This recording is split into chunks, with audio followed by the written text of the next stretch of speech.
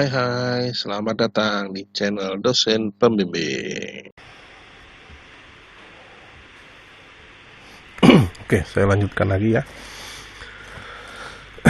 Jadi di sini tadi terakhir, jadi yang pertama adalah ya harus terintegrasi, baik melibatkan antar instansi pemerintah ataupun non pemerintah gitu ya. Jadi integrasinya itu mencakup apa aja, mencakup proses bisnis pertama. Proses bisnis itu terkait dengan bagaimana mekanisme kerja, siapa melakukan apa misalnya gitu ya, siapa bertanggung jawab kepada siapa gitu kan. Atau integrasi dalam aspek data, ya, sharing data, mengumpulkan data bersama, penggunaan data bersama misalnya gitu. Aplikasi gitu ya, pengembangan aplikasi bersama, user bersama gitu ya. Kemudian dalam hal infrastruktur gitu ya, infrastrukturnya bersifat TIK ataupun non TIK gitu. Nah, itu contoh-contoh integrasinya gitu ya. Terus kemudian poin yang ketiga adalah berkelanjutan gitu ya. Nah, jadi solusi yang diciptakan itu tidak hanya berjangka pendek tapi juga berjangka panjang gitu. Jadi tidak hanya menyelesaikan masalah dalam satu waktu, tapi juga menyelesaikan masalah secara jangka panjang.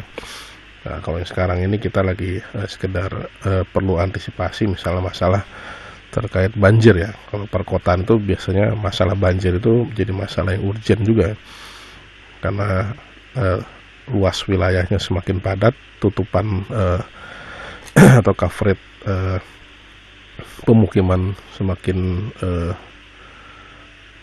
penuh gitu ya, dan kemudian akses air juga semakin susah gitu kan. Biasanya banjir itu jadi ancaman di perkotaan. Nah, untuk masalah banjir misalnya tidak hanya bisa berpikir dalam satu momen tertentu solusinya gitu ya, misalnya ngeruk kali gitu ya, atau ngeruk selokan gitu misalnya, tapi harus ada solusi lain yang sifatnya jangka panjang. Membuat suatu sistem emergensi pada saat air misalnya sudah menjadi ancaman misalnya. Jadi bagaimana suatu sistem tersebut bisa secara otomatis mengalirkan air gitu ya ke tempat yang lebih rendah misalnya. Nah, itu sifat berkelanjutannya sangat kelihatan gitu. Itu contoh gitu ya. Jadi nanti bisa dicari contoh lain yang intinya adalah ada aspek keberlanjutannya. Nah, ini contoh solusi kota cerdas gitu ya. Jadi yang ditekankan adalah menggunakan solusi yang smart atau smart solusi ketimbang menggunakan solusi konvensional gitu ya. Nah, untuk keamanan misalnya kan, kalau solusi yang smart itu kan dengan tools, dengan alat yang sifatnya inovatif, bisa lebih murah gitu ya. Kalau sekarang kan bahkan kita bisa bikin CCTV sendiri gitu ya, CCTV monitor dari HP gitu ya, dari manapun bisa ngawasi rumah gitu ya, dan bisa dibikin alarmnya gitu. Jadi kalau ada orang masuk, langsung kita pencet alarmnya, lari dia maling gitu, contohnya. Nah, ini untuk kesehatan misalnya, ketimbang membangun rumah sakit baru gitu ya, kemudian menyediakan dokter tenaga medis baru gitu ya. Nah, kenapa tidak bermain dalam aspek pengembangan sistem gitu ya, pengembangan sistem pelayanan yang lebih terintegrasi dengan memanfaatkan infrastruktur ataupun SDM yang sudah ada misalnya. Tuh. Nah, ini misalnya sistem yang dikembangkan, sistemnya dia ada solusi inovatifnya, dan kemudian terintegrasi gitu ya. Poin integrasinya ada rumah sakit, ada puskesmas itu, ada apotek, laboratorium, dan digunakan untuk aspek yang jangka panjang gitu ya, pemeriksaan potensi wabah misalnya, kondisi lingkungan gitu ya. Oke, kita masuk ke satu hal yang menarik juga gitu ya. Tadi saya sudah sampaikan kalau smart city beda sama e-government gitu ya. Nah, kalau e-government itu poin pertama adalah tujuannya dia lebih kepada perbaikan pelayanan publik gitu ya, atau perbaikan manajemen internal dari instansi pemerintah. Kalau smart city lebih bertujuan kepada perbaikan kualitas hidup di perkotaan tersebut gitu. Jadi lebih ke masyarakatnya gitu. Coverage-nya atau jangkauannya, kalau e-government itu jangkauannya kepada institusi pemerintah.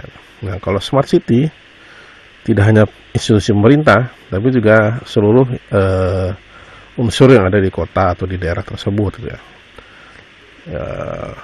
Masyarakat ya, organisasi non pemerintah gitu, kelompok swasta gitu ya. Nah, itu juga dijangkau. Span of control atau rentang kendalinya, kalau e-government karena dia penggunaannya untuk internal manajemen dan pelayanan publik, maka lebih dikendalikan oleh pemerintah gitu. Pengelolaannya di pemerintah gitu kan. Nah, sementara kalau smart city tidak hanya atau tidak sepenuhnya dikendalikan pemerintah gitu ya. Nanti contohnya apa kita coba diskusikan. Customer-nya sama, customer tetap untuk melayani warga negara gitu ya. Nah, kemudian dalam aspek inisiatif dan implementasinya, kalau e-government inisiatifnya ada pada pemerintah dan implementasinya juga di pemerintah. Nah, ini gambarannya itu kalau bentuk implementasinya e-government itu misalnya website, aplikasi pelayanan gitu ya, aplikasi administratif gitu ya. Nah, ini kan yang bikin pemerintahnya gitu ya. Nanti dikelola oleh suatu dinas atau suatu lembaga gitu kan yang mengelola website atau aplikasi tadi gitu ya. Nah, kalau smart city tadi itu aplikasi atau website atau bentuk inovasi lainnya itu tidak hanya dikelola pemerintah atau diinisiasi oleh pemerintah, tapi bisa juga diinisiasi oleh kelompok non pemerintah gitu. Misalnya marketplace untuk pedagang kaki lima gitu. Yang bikin bukan pemerintah tapi pihak swasta misalnya. Tapi kemudian karena bisa menjadi solusi untuk mengatasi masalah pedagang kaki lima, maka di-endorse lah, didukung oleh pemerintah gitu kan. Nah, didukung pemerintah caranya nanti ada insentif pajak misalnya. Kalau UKM yang masuk di marketplace tersebut nggak kena pajak gitu ya, nggak kena pajak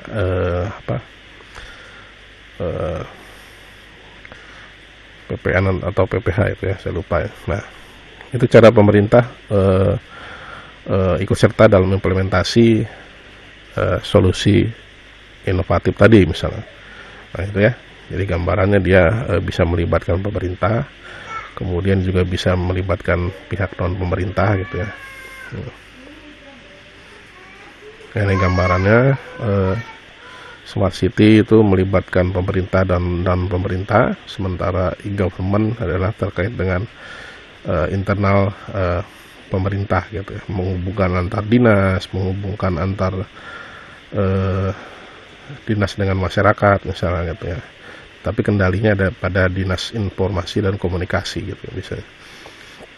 Nah, kalau smart city menghubungkan antara pemerintah gitu ya sebagai regulatornya gitu ya, dan kemudian menghubungkan beberapa bentuk layanan-layanan misalnya gitu ya, yang dikelola oleh non pemerintah dengan masyarakat gitu. Gitu. Nah, oke. Kita masuk ke poin yang selanjutnya. Ini ada ulasan yang menarik juga terkait model smart city di Indonesia gitu ya. Nah, ini model disebut Garuda Smart City Model gitu ya. Jadi model ini mengintegrasi 3 aspek gitu ya. Smart economy, smart environment, dan smart society gitu. Di dalamnya ada komponen masyarakat situ, smart people ya, komponen pemerintahan gitu ya, smart governance, dan infrastruktur dan teknologi. Basisnya adalah itu, sumber dayanya nanti berkaitan dengan ketiga aspek tersebut ya. Pengembangannya dalam bentuk tiga domain ya, smart economy, environment, dan society gitu. Nah, ini menarik modelnya gitu ya. Hanya saja butuh daya dukung ya. Kalau kita lihat dari gambar ini tidak hanya di aspek governance, misalnya smart people-nya gitu kan. Aspek masyarakat juga harus smart dulu gitu ya. Jadi tidak hanya sekedar pemerintahnya yang harus smart gitu ya. Masyarakatnya sudah memiliki habit atau budaya belum gitu kan untuk mendukung inovasi gitu ya. Jadi kalau tadi yang dituntut adalah solusinya tidak lagi konvensional, Pemdanya nggak lagi konvensional, masyarakatnya sekarang apakah masih pengen konvensional gitu kan? Harusnya tidak gitu ya. Masyarakatnya juga seharusnya masyarakat yang sudah mulai mendukung inovasi gitu ya, memiliki perspektif ke depan, perspektif terobosan itu, mencoba suatu hal yang alternatif gitu ya, ketimbang terjebak pada cara-cara lama misalnya gitu kan. Nah, ini yang bisa kita kaji dalam beberapa sektor nanti, misalnya sektor kebersihan itu nanti banyak kaitannya dengan governance, misalnya dengan people gitu ya, budaya buang sampah misalnya gitu kan.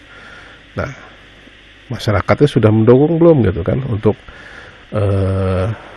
mendukung misalnya gerakan recycling gitu kan, budayanya gitu kan.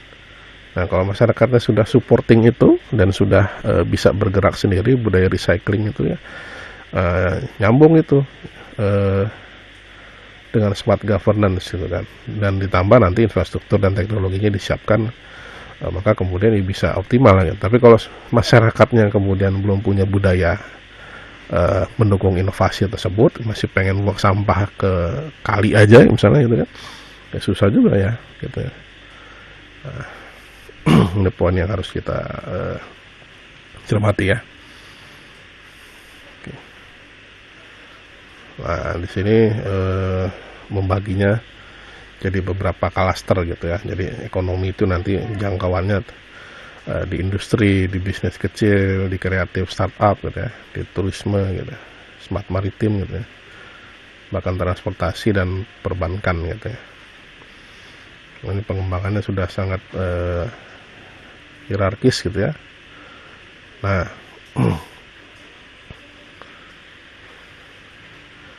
poin yang jadi penekanan di model ini adalah sumber daya gitu kan. Nah, sumber daya itu terkait nanti dengan daya dukung supaya model tadi bisa bergerak, supaya bisa berjalan gitu. Nah, ya itu terkait dengan smart people, smart governance, smart infrastruktur gitu ya, dan teknologi gitu ya.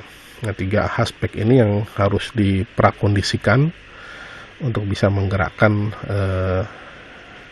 ketiga domain gitu ya, 3 domain tadi secara optimal gitu ya.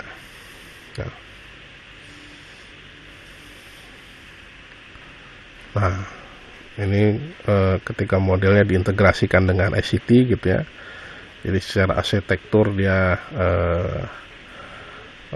menjadi fondasinya, dan kemudian dikembangkan berbagai macam aplikasi lah gitu. Aplikasi ini sudah menjangkau sektor-sektornya itu gitu ya, sudah menjangkau kelompok-kelompok sasaran tertentu gitu ya, dan kemudian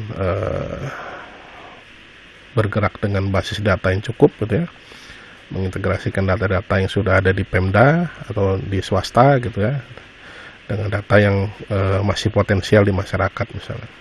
Dan baru kemudian ujungnya nanti bisa jalan gitu, bisa running gitu ya. Nah, ya ini nggak sekedar piramid aja sebenarnya, tapi banyak komponen kecilnya nanti yang lebih teknis sifatnya gitu ya. Nah, oke, saya kira yang terakhir tidak perlu. Saya kira demikian materi terkait Smart City ya, ada di materi 1 dan di materi 2. Semoga nanti bisa jadi bahan belajar awal gitu ya. Harapannya saya menginginkan kalian bisa mengeksplorasi materi terkait Smart City lainnya, sehingga nanti kemudian bisa menjawab evaluasi yang mau saya lakukan gitu. Demikian, apabila ada pertanyaan silakan dikirimkan di kolom komentar gitu ya. Terima kasih. Assalamualaikum warahmatullahi wabarakatuh.